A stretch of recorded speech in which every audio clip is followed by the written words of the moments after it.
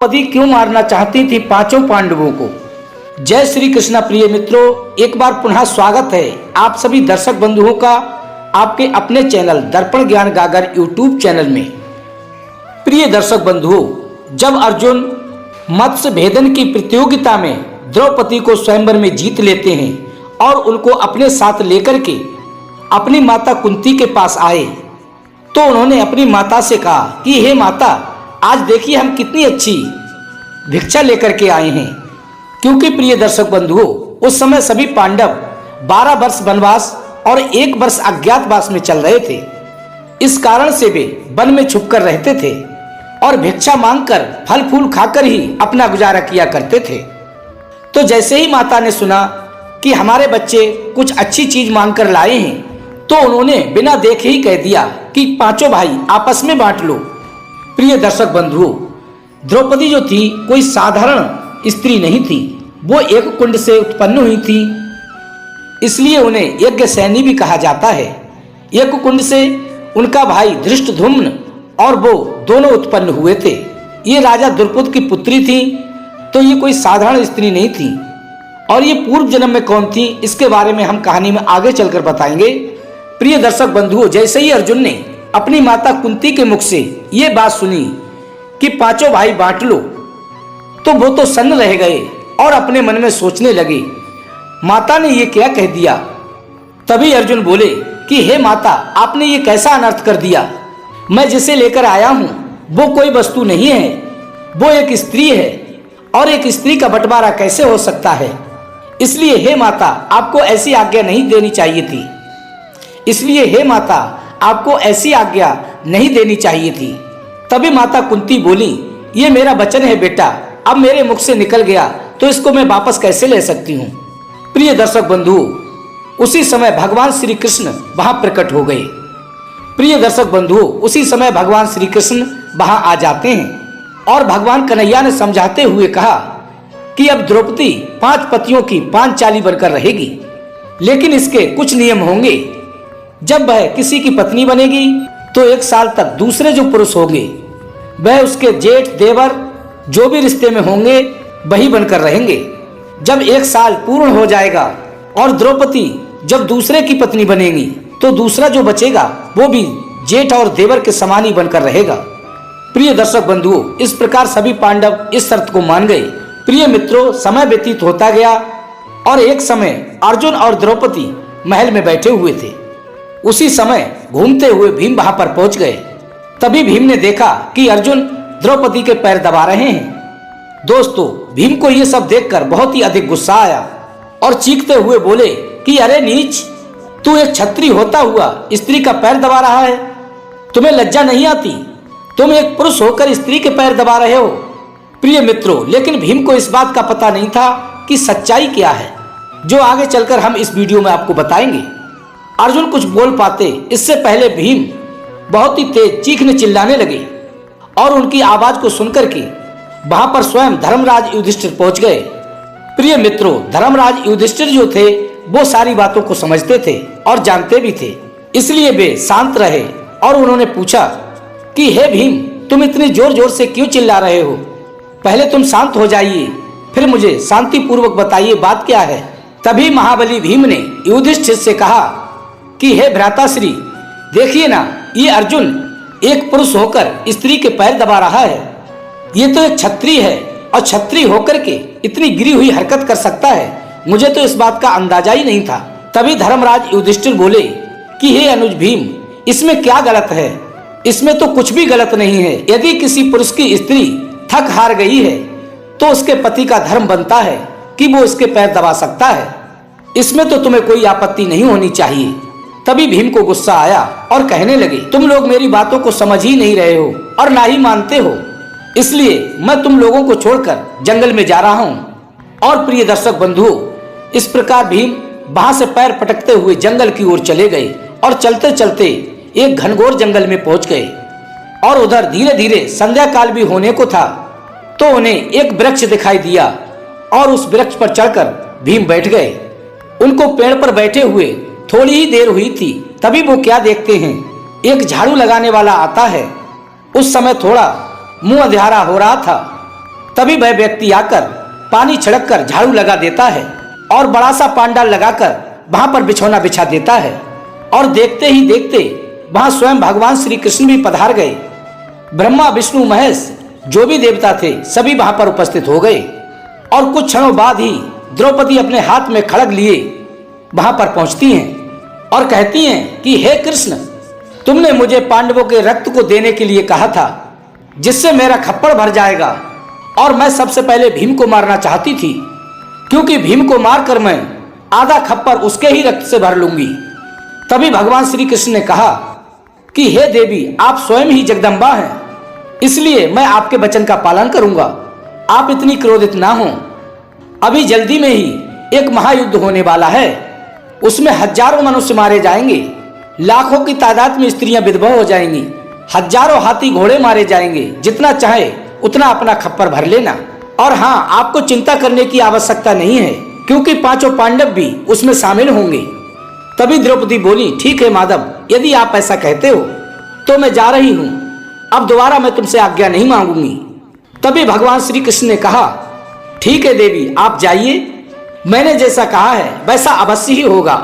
और प्रिय मित्रों, कुछ देर बाद वहां से द्रौपदी चली गई। सभी देवता अपने अपने गंतव्य की ओर चले गए और थोड़ी देर बाद भगवान श्री कृष्ण भी चले गए। प्रिय मित्रों, रात्रि का समय था। ये सब देख करके भीम के अंदर डर पैदा हो गया और अपने मन में सोचने लगे कि ये तो हमें मार ही डालेगी और साथ साथ मेरे चारों भाइयों को भी मार डालेगी, अर्थात हम पांचों भाई नष्ट हो जाएंगे। इसलिए मुझे वहां पहुंचकर सबसे पहले अपने सभी भाइयों को बताना चाहिए और इसके बारे में विचार करना चाहिए कि द्रौपदी कौन है और हमें क्यों मारना चाहती हैं। इतना सोच विचार करने के बाद भीम पेड़ से नीचे उतरे और अपने घर की ओर चले आए। तभी उन्होंने क्या देखा कि उनके पीछे एक भयंकर राक्षस उनका पीछा करता हुआ चला आ रहा है। वह राक्षस भीम से बहुत ही अधिक विशालकाय शरीर वाला और बहुत ही बलशाली था।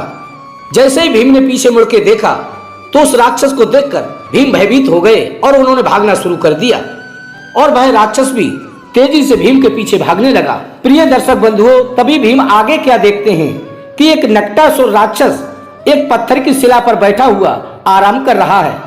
अब तो भीम चक्कर में पड़ गए कि आगे भी राक्षस पीछे भी राक्षस, अब मैं किधर को जाऊं। अब तो भीम अपने मन में सोचने लगे कि आगे कुआं पीछे खाई, अब मेरी जान आफत में आई, अब मैं क्या करूं। तभी भीम ने अपने मन में सोचा, जो भी होगा देखा जाएगा। फिर भीम भागते हुए उस नक्टासुर राक्षस के पास पहुंचे और बोले, प्रणाम मामा जी। तभी वह नक्टासुर राक्षस बोला, कौन हो तुम और मुझे मामा क्यों कह रहे हो। नक्टासुर के मुख से ये बात सुनने के बाद भीम बोले, हे मामा जी, परिचय बाद में कर लेना, पहले मुझे आप इस राक्षस से बचा लीजिए जो मेरा पीछा कर रहा है, क्योंकि इस राक्षस के कारण मैं बहुत ही कष्ट में हूँ। यदि आप उस राक्षस से मुझे ना बचाएंगे तो वो मुझे खा लेगा। भीम के मुख से ये बात सुनने के बाद उस नक्टासुर राक्षस ने भीम को अपने पीठ के पीछे छुपा लिया। प्रिय मित्रों, और जब भीम का पीछा कर रहे राक्षस ने अपने सामने राक्षस को ही देखा तो वो वहां से चुपचाप चला गया। तभी भीम उसकी पीठ पीछे से उसके समक्ष आ गए और वह नक्टासुर राक्षस कहने लगा, अब तुम मुझे बताओ, तुमने मुझे मामा क्यों कहा, तुम मेरे भांजे कैसे लगे। तभी भीम बोले, देखिए, आप मेरे मामा हैं और मैं आपका भांजा हूँ, लेकिन आप परिचय ना पूछें। भीम के बार बार विनती करने पर वह राक्षस मान गया, बोला चलो कोई बात नहीं है। तभी भीम उस राक्षस से पूछने लगे कि हे मामा, आप एक बात बताओ, आपकी ये नाक कैसे कट गई। तभी वह नक्टासुर राक्षस बोला कि हे भांजे, कुंती का पुत्र अर्जुन है, उसने ये मेरी नाक काट दी है और मैंने ये भी सुना है कि कुंती के 5 पुत्र हैं। जब से मैंने कुंती के 5 पुत्रों के बारे में सुना है तब से मैं उनको ही ढूंढ रहा हूँ कि वो 5 पुत्र मिल जाएं और मैं उनको खाकर तृप्त हो जाऊं, लेकिन लाख कोशिशों के बाद अभी तक वो मुझे मिले नहीं। अब तो प्रिय दर्शक बंधुओं, भीम और भी डर गए, लगता है अब भी मैं मुसीबत में ही फंसा हूँ। धीरे धीरे प्रिय दर्शक बंधुओं सुबह हो गई। तभी भीम उस राक्षस से बोले कि हे मामा जी, अब मुझे जाने की आज्ञा दो। तभी भीम चलते चलते भगवान श्री कृष्ण के पास सबसे पहले पहुंच गए और भगवान कृष्ण से कहने लगे कि हे कन्हैया, जो मैंने रात देखा क्या वो सत्य था।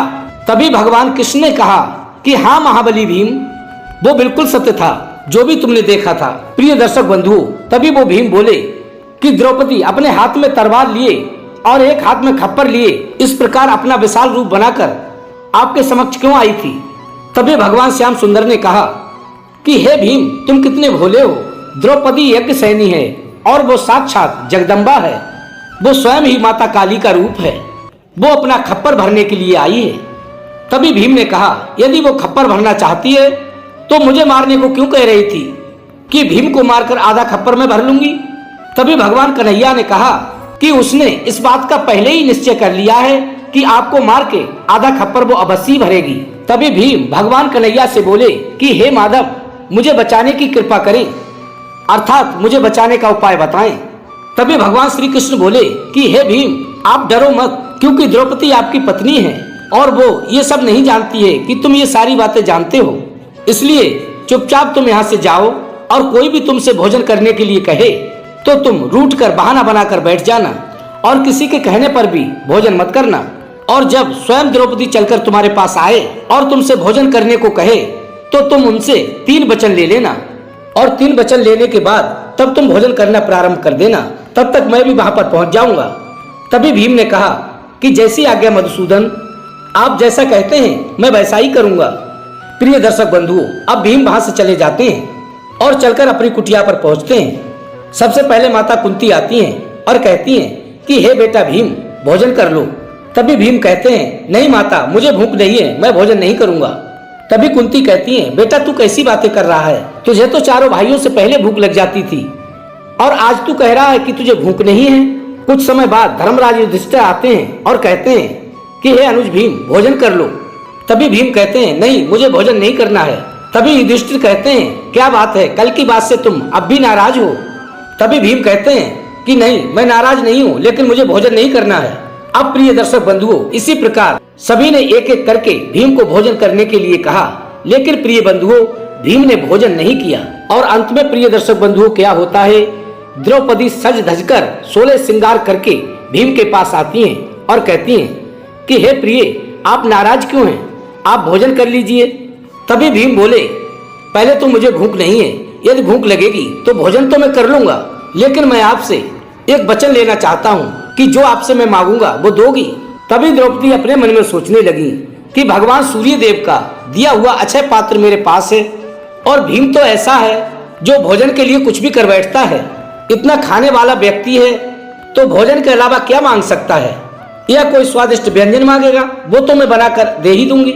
लेकिन प्रिय दर्शक बंधुओं, द्रौपदी को ये आभास नहीं था कि आखिर भीम मांगना क्या चाहता है। तभी भीम बोले कि हे देवी, मैं हाथ जोड़कर आपसे विनती करता हूँ, आप हम 5 भाइयों को कोई भी क्षति ना पहुँचाएंगी, क्योंकि आप वचन में बंध चुकी हो। प्रिय दर्शक बंधुओं, वो द्वापर युग था और उस समय जो वचन दे दिया करता था वो अपने वचन का पालन अवश्य ही करता था, क्योंकि उस समय के चाहे मनुष्य हों या देवी देवता हों, वो अपने वचन की लाज अवश्य ही रखते थे, चाहे वो आपके दुश्मन ही क्यों ना हों। इसीलिए माता ने कहा कि जब तुमने मुझसे वचन ले ही लिया है तो ठीक है, आज से मैं तुम्हें किसी को भी नहीं मारूंगी, तुम 5 अमर हो गए, जाओ। प्रिय दर्शक बंधुओं, इस प्रकार द्रौपदी ने उनको छोड़ दिया और उसी समय स्वयं भगवान श्री कृष्ण भी वहां पहुंच गए और उन्होंने भी कहा कि इन 5 को अभयदान दे दीजिए। अब उन 5 भाइयों को अभयदान प्राप्त हो गया और प्रिय दर्शक बंधुओं, कुछ समय व्यतीत हुआ और बहुत ही विशालकाय युद्ध हुआ। उस विशालकाय युद्ध में दोनों ओर की हजारों सेनाएं मरने लगी। एक दिन स्वयं धर्मराज युधिष्ठिर भगवान श्री कृष्ण से बोले कि हे माधव, हम लोग इतना युद्ध करते हैं और इतना रक्तपात होता है और इतने सारे घोड़े हाथी मारे जाते हैं, लेकिन इनके शरीर से निकलने वाला ये रक्त और इनके शरीर कहाँ गायब हो जाते हैं। तभी भगवान श्री कृष्ण बोले, आप देखना चाहते हैं बड़े भैया, या आपको मैं कथा के रूप में सुना दूं। तभी धर्मराज युधिष्ठिर बोले, नहीं कृष्ण, मैं अपनी आंखों से स्वयं देखना चाहता हूँ। तभी भगवान श्री कृष्ण बोले कि हे बड़े भैया, आप आधी रात के समय जाकर के एक झाड़ी के पीछे छुप जाना, फिर आप आराम से कुरुक्षेत्र में देखना कि क्या क्या हो रहा है। यदि तुम्हें कोई मारने के लिए झपटे तो तुरंत ही उसके पैरों में लिपटकर अपने प्राणों की भीख मांग लेना, वो तुमको छोड़ देगा। प्रिय दर्शक बंधु, तभी धर्मराज ने अपने पालतू कुत्ते को अपने साथ लिया और जाकर के एक झाड़ी के पीछे छुपकर बैठ गए।